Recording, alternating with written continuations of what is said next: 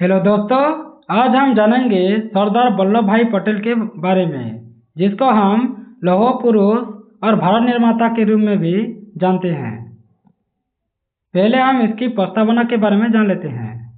भारतीय स्वतंत्रता संग्राम केवल अंग्रेजों के विरुद्ध संघर्ष नहीं था, बल्कि यह एक लंबे समय से बिखरे हुए समाज और राज्यों को एक संगठित राष्ट्र में बदलने की प्रक्रिया भी थी। इस ऐतिहासिक कार्य में कई महान नेताओं ने योगदान दिया था, लेकिन उनमें से एक ऐसा व्यक्तित्व था जिसने अपने साहस, कठोर निर्णयों और अडिग राष्ट्रनिष्ठा से भारत को एकीकृत राष्ट्र के रूप में गढ़ा था। तो वह नेता थे सरदार वल्लभ भाई पटेल।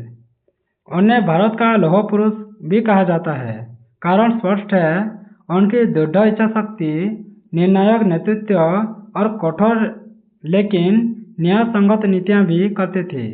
यदि महात्मा गांधी स्वतंत्रता आंदोलन के आध्यात्मिक मार्गदर्शक थे और नेहरू आधुनिक भारत के सपनों को शिल्पकार थे, तो पटेल निसंदेह आधुनिक भारत के भौगोलिक एकीकरण के निर्माता भी थे। तो पहले हम इसकी प्रारंभिक जीवन और शिक्षा के बारे में जान लेते हैं। सरदार वल्लभ भाई पटेल की तो उनका जन्म 31 अक्टूबर 1875 को गुजरात के नाडियाड में हुआ था। इसके परिवार की बात करें तो ईबेर भाई पटेल, जिसका पिता थे पटेल के और साधारण किसान थे वो, और वो स्वतंत्रता प्रेमी भी थे। कौन? उनके पिताजी। और उनके माता लाडबाई धार्मिक और सद्गुणपूर्ण महिला भी थी।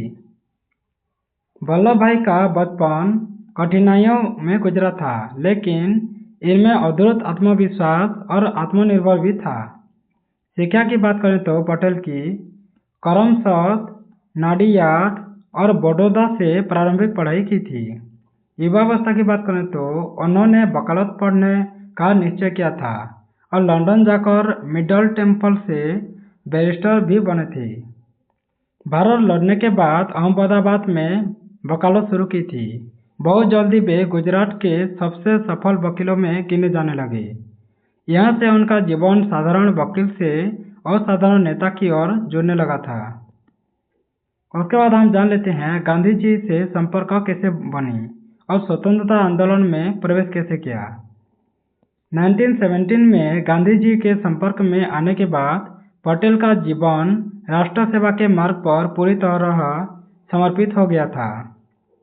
पहले खेड़ा सत्याग्रह में शामिल हुए थे 1918 में। अंग्रेजों ने अकाल और फसल खराबी के बावजूद किसानों पर कर लगाने का आदेश दिया था।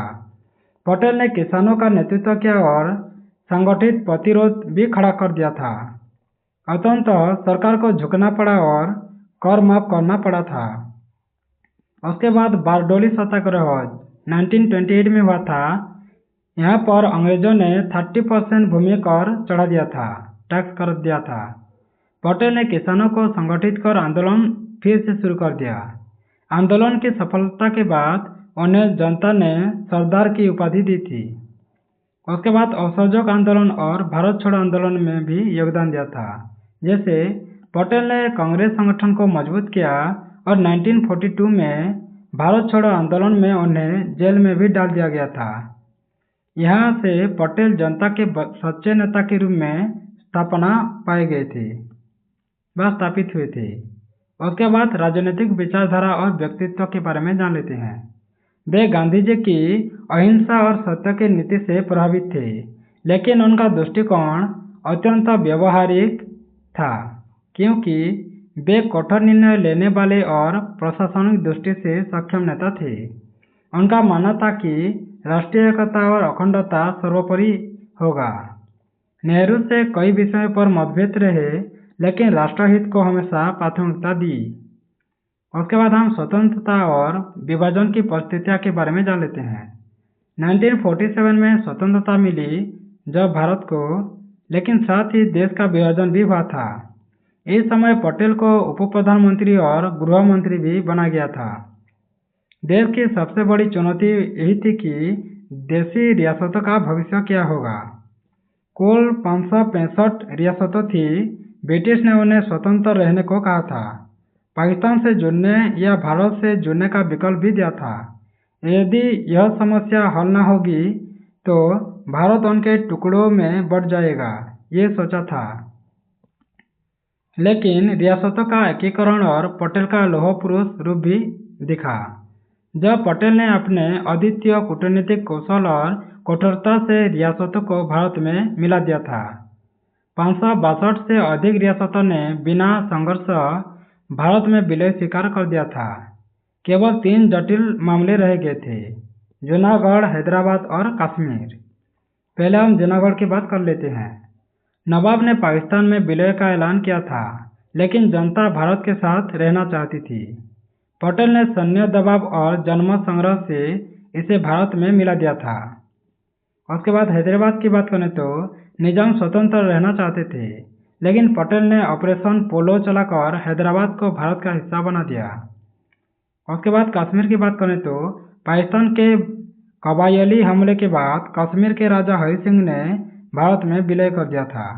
पटेल ने तत्काल सैन्य कार्रवाई कर कश्मीर को बचाया था। यह कार्य पटेल की महानतम उपलब्धि भी थी। उसके बाद हम प्रशासनिक योगदान के बारे में भी जान लेते हैं। पटेल के क्या थे? उन्होंने IAS और IPS जैसी सेवाओं को बनाए रखा, क्योंकि प्रशासनिक स्थिरता और अनुशासन के लिए यह बड़ा कदम था। उन्होंने एकीकृत केंद्र सरकार को मजबूत भी किया था। राज्यों और केंद्र के बीच संतुलन की नींव रखी थी। उसके बाद समाज और किसान हितैषी छवि भी बनी रही। पटेल हमेशा किसानों के नेता ही रहे हैं। उन्होंने किसानों की कर माफी, अधिकार और सम्मान के लिए संघर्ष भी किया था। वे ग्रामीण विकास और स्वावलंबन पर जोर देते थे। उसके बाद गांधी, नेहरू और पटेल का संबंध कैसे रहा, उसके बारे में जान लेते हैं। गांधी जी के सबसे करीबी सहयोगी, गांधी जी उन्हें अपना उत्तराधिकारी भी मानते थे। नेहरू से मतभेद रहे, लेकिन विशेषकर विदेश नीति और समाजवाद पर एक ही रहे थे। लेकिन दोनों ने राष्ट्रहित में साथ काम किया था। उसके बाद मृत्यु और राष्ट्रीय ख्याति भी हुई थी। जैसे 15 दिसंबर 1950 को मुंबई में उनका निधन हो गया था। नेहरू ने कहा था कि उस समय में पटेल के बिना भारत अनाथ हो गया था, ऐसा बोला था। उनकी मृत्यु से कांग्रेस और राष्ट्र की बड़ी क्षति हुई थी। उसके बाद विरासत और स्मृति की बात करें तो उन्हें भारत का लौह पुरुष भी कहा गया। 2018 में गुजरात में स्टैच्यू ऑफ यूनिटी, जो 182 मीटर ऊंची थी, उसको स्थापित की गई। यह दुनिया की सबसे ऊंची प्रतिमा भी है। उनकी जयंती 31 अक्टूबर को राष्ट्रीय एकता दिवस या नेशनल यूनिटी डे के रूप में मनाया जाता है, 31 अक्टूबर को। उसके बाद सरदार पटेल के मूल्य और आज का भारत के बारे में जान लेते हैं। राष्ट्रीय एकता सर्वोपरि ही मानते हैं, जबकि आज भी है। कठोर लेकिन न्यायपूर्ण नेतृत्व भी अब भी है। सरदार पटेल के ये सब मूल्य है। किसानों और आम जनता के प्रति समर्पण आज भी चल रहा है। आज भी जब भारत की अखंडता की चर्चा होती है तो पटेल का नाम सबसे पहले ही लिया जाता है। उसके बाद निष्कर्ष। सरदार वल्लभ भाई पटेल केवल स्वतंत्रता सेनानी नहीं थे, बल्कि राष्ट्र निर्माता भी थे। उन्होंने भारत को बिखरे हुए टुकड़ों से निकालकर एक राष्ट्र बनाया था। उनका जीवन हमें यह सिखाता है कि राष्ट्र ही सर्वोपरि होना चाहिए और भारत एकता और अखंडता के बिना विकास संभव नहीं हो सकता है। ये भी हमें सीखना चाहिए। कठोर निर्णय भी यदि राष्ट्र हित में हो तो इतिहास उन्हें सम्मान भी करता है। ये भी हमें समझना चाहिए। आज का भारत, उसकी प्रशासनिक संरचना और उसका मानचित्र सब पटेल के अद्वितीय योगदान का परिणाम ही है। Thanks for watching. अगर ऐसे वीडियो आपको अच्छा लगता है तो सब्सक्राइब कर दें, बेल आइकन दबा दें, लाइक करें, शेयर करें और कमेंट करना ना भूलें। धन्यवाद।